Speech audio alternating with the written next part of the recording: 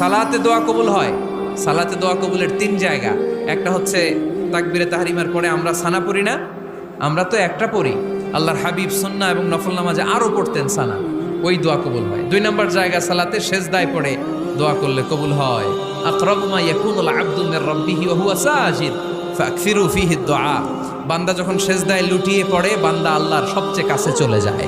তা কিন্তু বিশ্বনবী বলে সেজদাটা তোমার রবের কুদরতি পায়ের উপরে পড়েছে। সেজদায় পড়ে দোয়া করেন। সালাম ফিরানোর আগে বিশ্বনবী দোয়া করতেন, লা ইউসাল্লিমান্না আহাদুকুম হাত্তা ইয়াতাআওয়াযা মিন আরবা'a।